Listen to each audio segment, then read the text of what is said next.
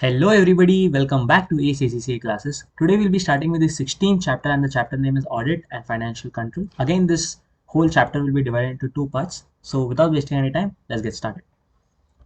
So यहाँ पे Audit and Financial Control. अच्छा, first of all, what do you mean by audit? Generally हर एक कंपनी के जनरली जो भी पब्लिक लिस्टेड कंपनी है उनके फाइनेंशियल स्टेटमेंट्स शेयर होल्डर्स के पास जाते हैं. Now how will the shareholder know that this particular financial statement has been made according to accounting standards, whether they are reliable? मतलब कैसे शेयर होल्डर्स आइडेंटिफाई करेंगे? तो generally ये आइडेंटिफाई करने का काम एक ऑडिटर का होता है. सो ऑडिटर क्या करता है? बेसिकली फाइनेंशियल स्टेटमेंट्स को चेक करता है कि वेदर दे आर करेक्ट और नॉट.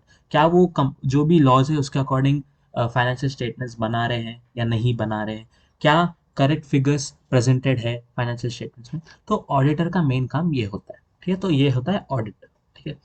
फाइनेंशियल कंट्रोल मतलब क्या? जैसे हम प्रीवियस लेक्चर्स में हमने पढ़ा है कि एक बिजनेस ऑर्गेनाइजेशन कैसे kinds of systems, kinds of procedures डालता है. मतलब जैसे मैंने आपको एक एक लेक्चर में ऐसा व्हाट यू कॉल एग्जांपल दिया था कि अगर सपोज 10,000 के ऊपर कोई भी एक ट्रांजैक्शन है, that should first be reported to the manager. तो एक सिस्टम है.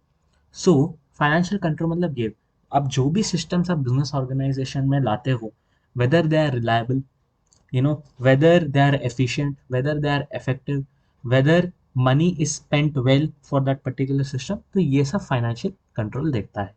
ठीक है. Now let's get started. ठीक है. सो फर्स्ट हमें यहाँ पे पढ़ना है व्हाट इज इंटरनल कंट्रोल. ठीक है. तो पहले मैं आपको डेफिनेशन पढ़ा कि इसका डेफिनेशन अगर आपको याद रहेगा थोड़ा बेटर है. ठीक है, क्योंकि ये ज़्यादा एक क्लियर स्ट्रक्चर देता है. So internal control is the process designed, implemented and maintained by those charged with governance, management and other personnel to provide reasonable assurance. वो हम ठीक है reasonable assurance को highlight about the achievement of an entity's objectives with regard to ये तीन objectives. अच्छा ठीक है. So internal control एक process होता है जो डिज़ाइन किया जाता है by the मैनेजमेंट जो भी डायरेक्टर्स हो गए, जो भी मैनेजर्स हो गए, वो एक kind of systems, kind of procedures, kind of एक डिज़ाइन करते हैं. जैसे मैंने आपको अभी एग्जांपल बोला, वो डिज़ाइन करते हैं, उसको इम्प्लीमेंट करते हैं टू प्रोवाइड रीजनेबल अश्योरेंस. मतलब ये सिस्टम्स 100% करेक्ट होंगे हमें नहीं पता, कोई गारंटी नहीं, but this should be efficient, this should be effective. ठीक है, इसका कोई 100% गारंटी नहीं होता है. ठीक है. About the achievement of an entities objectives. अच्छा, ऑब्जेक्टिव्स क्या रहेंगे? रिलायबिलिटी ऑफ फाइनेंशियल रिपोर्टिंग, मतलब financial statements true and fair view से प्रेजेंट होते हैं या नहीं होते. Second, effectiveness and efficiency of operations. हम जो भी सिस्टम्स डाल रहे हैं एक बिजनेस ऑर्गेनाइजेशन में, उसका मेन ऑब्जेक्टिव क्या है कि हमारे operations of the business organization becomes much more cost effective. Right, that is the whole purpose. Third is compliance with applicable laws and regulations. ये आपको इंटरनल कंट्रोल के बारे में मालूम रहना चाहिए. ओके. इंटरनल चेक एक एलिमेंट है इंटरनल कंट्रोल का. What do you mean by internal check? Suppose example,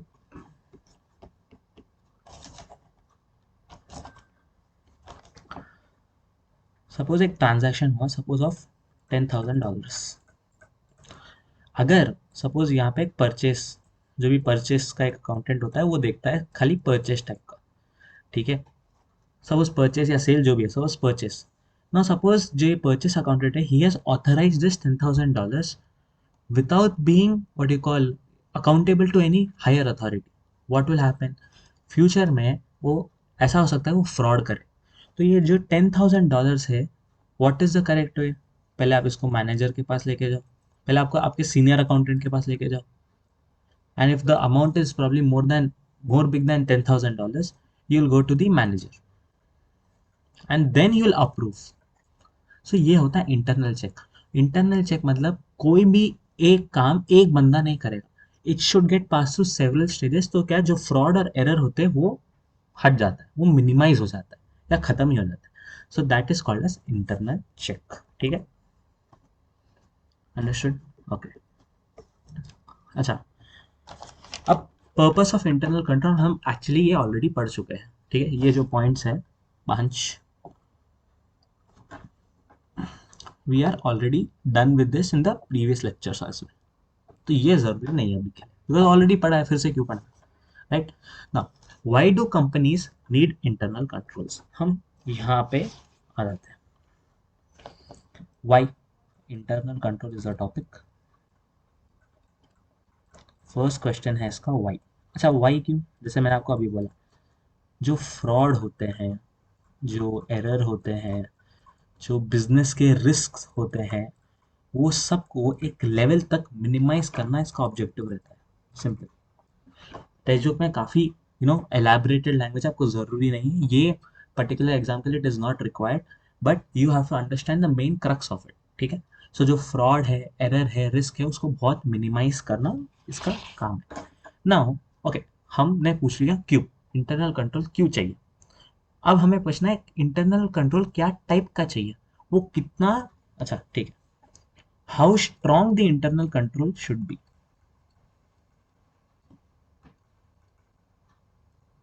ठीक है।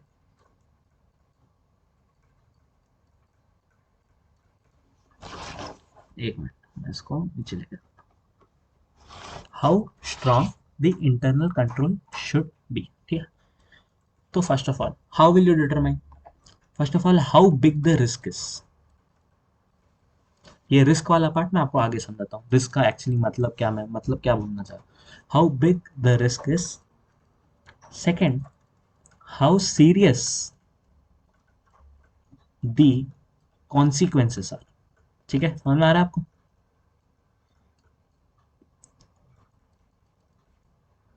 सपोज सबसे अच्छा, नहीं ये पॉइंट समझाने के बाद लिखता हूँ, ठीक है। How strong the internal control, how पहले आपको ये पता करना है रिस्क आपका कितना ज़्यादा बड़ा है, ठीक है, और उसके सीरियस कॉन्सिक्वेंसेस क्या है। Suppose as as I am a business organization, मुझे अपने प्रॉफिट्स पे सर्टेन टैक्स पे करना है, ठीक है। Now whether I am paying the correct tax और not, how should it be determined, उसके कुछ काइंड ऑफ इंटरनल मतलब एक रहना चाहिए, राइट। फर्स्ट अकाउंटेंट देखेगा, अच्छा इतना टैक्स पे करना है, फिर मैनेजर देखेगा, फिर डायरेक्टर देखेगा, फिर प्रॉब्ली चेयरमैन भी देखेगा कि कितना टैक्स जा रहा है। तो क्या है, एक kind of levels, it is going through several levels, right. Now कितना स्ट्रांग रहना चाहिए, सपोज एक पर्टिकुलर डिसीजन है टू पे द सप्लायर, सपोज बहुत ज़्यादा आपने अमाउंट ऑर्डर रिसीव करा है, सपोज ऑफ $1 million, ठीक है। नाउ यू हैव टू पे it, now it should go through several levels, because $1 million is a very big number for a particular business organization, समझ में आ रहा है ना। सपोज कोई लीगल कंप्लायंस है, जैसे जैसे टैक्स, अच्छा जब टैक्स होता है ना, then very strict controls are needed, ये आपको मालूम रहना चाहिए। सपोज अकाउंटेंट तो करता है, मतलब जैसे टैक्स कंप्यूट करेगा और उस पर टैक्स पे करेगा, सपोज अकाउंटेंट ने गलत पे करा, अकाउंटेंट तो थोड़ा बहुत response, but who is impacted, the company is impacted. फिर आईटी वाले आएंगे, इनकम टैक्स वाले, फिर रेड मारेंगे, ये होगा वो होगा, क्यों। सो जब लीगल कंप्लायंसेस आते हैं, जब आपको फाइनेंशियल स्टेटमेंट्स प्रेजेंट कर रहे हैं, तो थोड़े स्ट्रिक्ट कंट्रोल्स रहना बहुत जरूरी हो जाता है, ठीक है। एग्जाम ठीक है, समझ गए। अब एक छोटा सा टर्म है, हमें यहाँ पे एक टर्म पढ़ना है which is called as authorization control. Suppose एक मैनेजर है, एक अकाउंटेंट है, एक क्लर्क है, और एक क्लर्क का दोस्त है, समझ में आ रहा है आपको। अच्छा जो ये अकाउंटेंट, क्लर्क और फ्रेंड है, तीनों मिले हुए हैं, एक बिजनेस ऑर्गेनाइजेशन है, ये चार लोग हैं, इसमें तीन मिले हुए हैं। मैनेजर बहुत अच्छा, बहुत ट्रू रहता है, बहुत सच बोलता है, he is the perfect guy for any business organization. पर ये जो तीन लोग हैं ये मिले हुए हैं। सपोज ठीक है, जो अकाउंटेंट है, वो सपोज एक क्लर्क है, क्लर्क जाके अकाउंटेंट को बोलता है, मैं एक 10,000 का एक I will make a fake invoice, ठीक है, I will put that in the physical books of accounts, you show it. Accountant को बोलता है, अकाउंटेंट भाई तू जाके तेरे मैनेजर को बता दे, और मैनेजर फिर पे कर देगा वहाँ को, वो परचेज बिल दिखाता है बेसिकली, ठीक है। तो क्या होता है बेसिकली, फ्रेंड इसका फ्रेंड भी है, तो फ्रेंड ये आइडिया देता है क्लर्क बोलता है अकाउंटेंट को, तो तीनों में से ये दोस्त का आइडिया, ठीक है। तो ये देता है। अच्छा, फिर अकाउंटेंट ने क्या करा, 10,000 का परचेज बिल दिखाया। वो परचेज बिल का जो फिजिकल कॉपी है सपोज क्लर्क ने बुक्स ऑफ अकाउंट्स में रख दिया। अब मैनेजर सपोज 20 डेज के बाद आता है क्लर्क के वो जहाँ पे वो जगह पे रहता है, जहाँ पे फिजिकल बुक्स ऑफ अकाउंट्स है, वहाँ पे देखता है अच्छा आई हैव टू पे $10,000 टू प्रॉब्ली मिस्टर रमेश, ठीक है। अच्छा, आई हैव टू पे, आई पे। तो ये क्या हुआ, 10,000 का बेसिकली फ्रॉड हुआ आपके साथ। फिर ऐसे तो कितने फ्रॉड होंगे ना। इसको कम करने के लिए called as, it is called as authorization control. अच्छा हाउ, अच्छा आप ही सोचो, ठीक है, आप इसको कम कैसे करो। आई गिव यू 5 सेकंड्स, ठीक है। अच्छा, आप कम कैसे करोगे, मैं होता तो फर्स्ट मैं सिस्टम रहा कि जो भी परचेस है या जो भी सेल है in any business organization, that should have a goods receive note, ठीक है। उस पे मैनेजर का साइन इज कंपलसरी।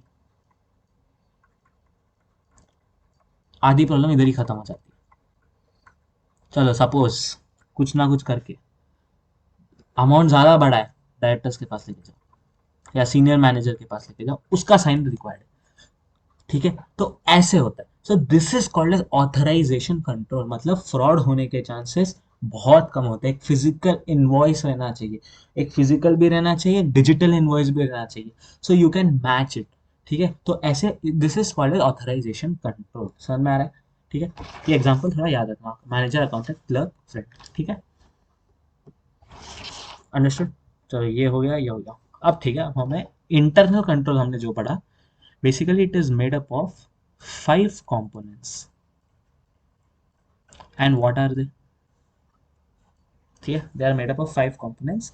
और हमें फर्स्ट, तो फर्स्ट इज कंट्रोल एनवायरनमेंट, ठीक है। अच्छा, कंट्रोल एनवायरनमेंट का मतलब क्या है, देखो guys, I am explaining through examples. आप एग्जांपल्स के थ्रू, ठीक, it is good to understand the concept, it is not good to memorize the concept, ये बात हमेशा याद रखना। आपको इसके बाद डेफिनेटली टेक्स्ट बुक पढ़ने की जरूरत है। प्रॉब्ली जो मैं एग्जांपल दे रहा हूँ वो थोड़ा रिलेट करेगा, but it won't tell you the actual meaning, right. So you have to go and read. आप एग्जाम्पल से करोगे तो आपको भूल जाओगे। Example is only good to understand the concept, not to memorize it. Memorize में आपको जाके बुकिश लैंग्वेज ही पढ़ना पड़ेगा, तो at the end of the day manager clerk friend नहीं आने वाला, बुकिश लैंग्वेज आने वाला, ठीक है। सो यहाँ पे हमें 5 कंपोनेंट पढ़ने हैं, उसमें first component is control environment, ठीक है। कंट्रोल एनवायरनमेंट का मतलब क्या, आपने जो भी सिस्टम्स प्रोसीजर्स डाले हैं अपने बिजनेस ऑर्गेनाइजेशन में, are are employees and people in that organization are taking the system and policies very strictly, क्या सीरियसली ले रहे हैं आपको, क्या जो भी आपने पॉलिसी बनाया, क्या आप उसको क्या एम्प्लॉयज उसको इंपॉर्टेंस दे रहे हैं। This is called as control environment, basically is are लिख लेते हैं, आर एम्प्लॉयज, बस एम्प्लॉयज ही होते हैं generally, giving importance to internal controls set up by the management,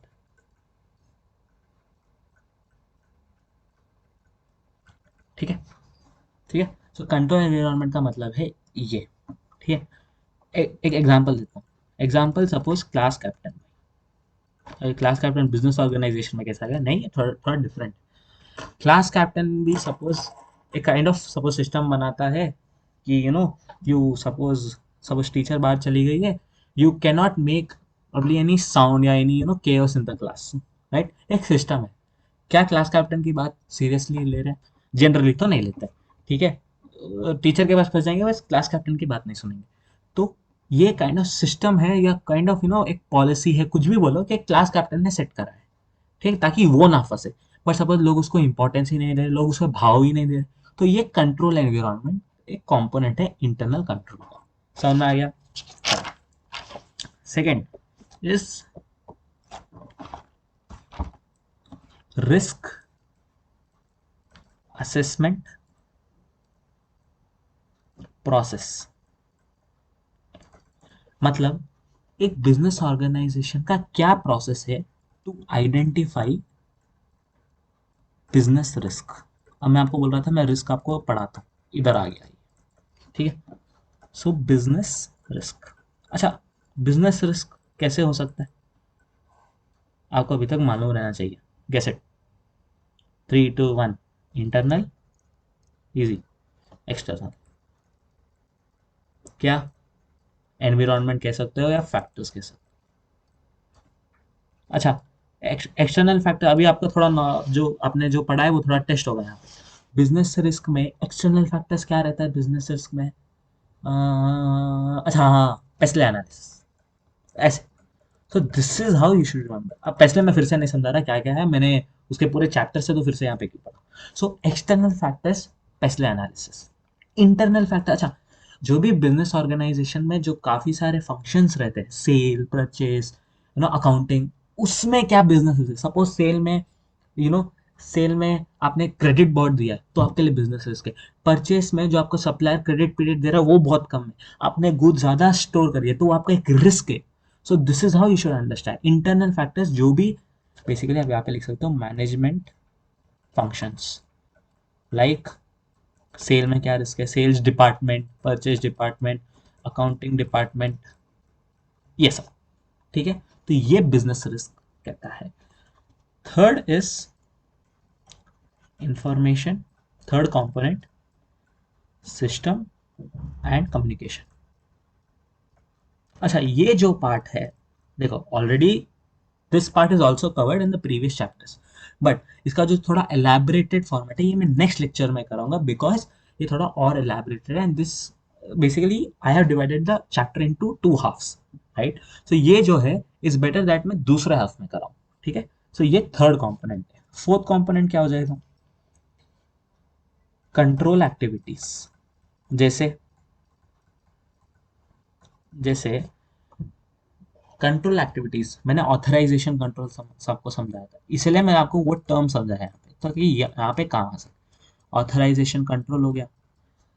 basically जो भी एक्टिविटीज हो रहे हैं, how will you double cross check it, आप उसको डबल वेरीफाई कैसे करोगे? This is the main objective of control activities.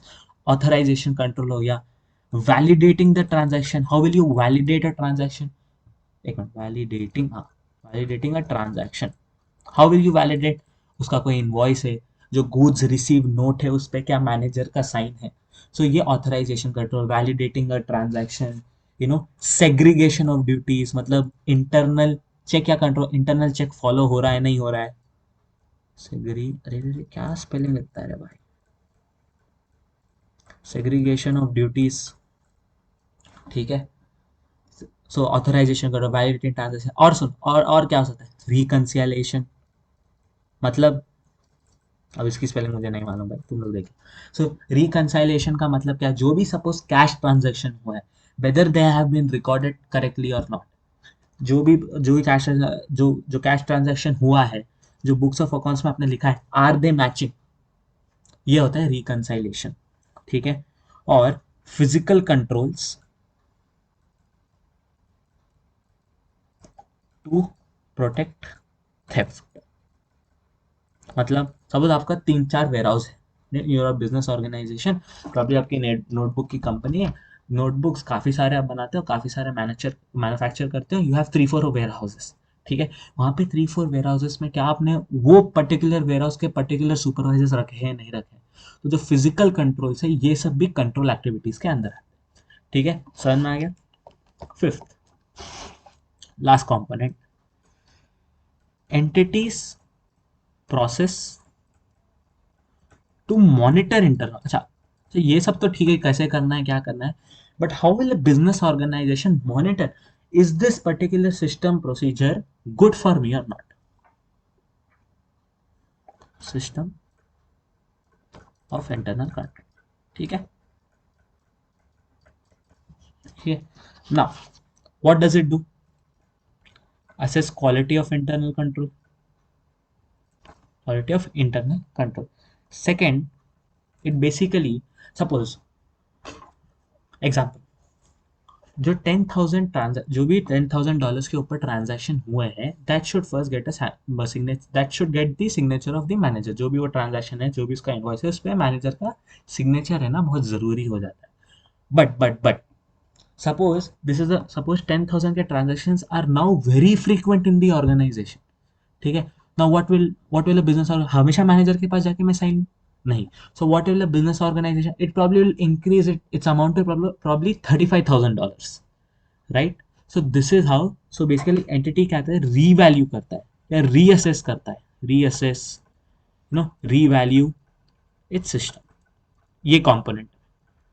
अच्छा, सपोज सपोज ये सब हो गया, बट इसके ऑल्टरनेटिव्स क्या है, इसके ऑल्टरनेटिव्स क्या है,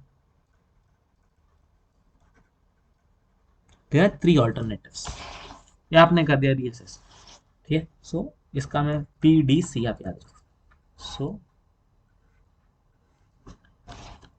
प्रिवेंटिव, डिटेक्टिव,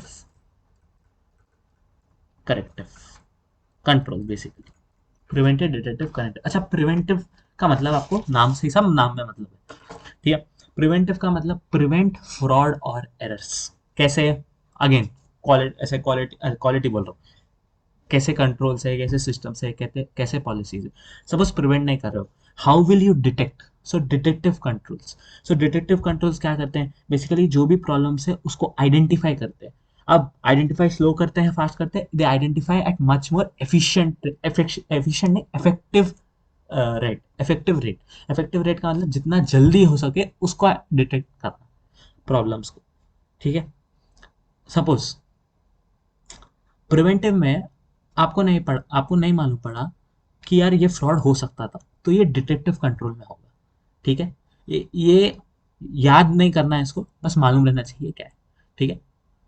सो डिटेक्टिव मतलब ये। अच्छा, करेक्टिव का मतलब, जो सपोज मैंने वो $10,000 और 35,000 वाला एग्जाम्पल दिया, ये करेक्टिव वाले में आ जाएगा। अंडरस्टूड? समझ में आ गया? अच्छा, इसमें से मैं आपको अगर पूछूं विच is the most, now this is the important point. ये इंपॉर्टेंट नहीं है कि ऑल्टरनेटिव एनालिसिस में 3 क्या है, ये इंपॉर्टेंट है कि सबसे ज्यादा पावरफुल कौन सा है। सबसे ज्यादा पावरफुल है प्रिवेंटिव। अच्छा, क्यों प्रिवेंटिव और क्यों डिटेक्टिव नहीं? अगर सपोज बिजनेस ऑर्गेनाइजेशन ने कोई फ्रॉड एरर आइडेंटिफाई नहीं करा, तो या तो वो डिटेक्टिव के पास जाएगा या तो करेक्टिव कंट्रोल के पास जाएगा। अगर इन दोनों के पास गया, what will happen? More time will be taken. If more time is taken, more money is also invested. और सपोज जो फ्रॉड आपने प्रिवेंटिव कंट्रोल में आइडेंटिफाई नहीं कर पाए, that fraud is a very big fraud. So क्या हो जाएगा?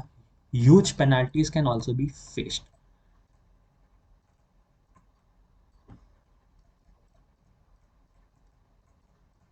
सो ये, ठीक है। So which is the most powerful control? Preventive. Why? एक तो ये रीजन है, सेकंड एक कोट याद रख लो, prevention is better than cure, ठीक है। ये आपको याद रख सकते, क्योर, ठीक है। सो इधर यहाँ पे आधा चैप्टर खत्म हो चुका है। नेक्स्ट आधा chapter I will be doing in the next part and will be completed with the 16th chapter as well. Thank you guys. Please subscribe to the channel and also share it to your friends. Bye bye.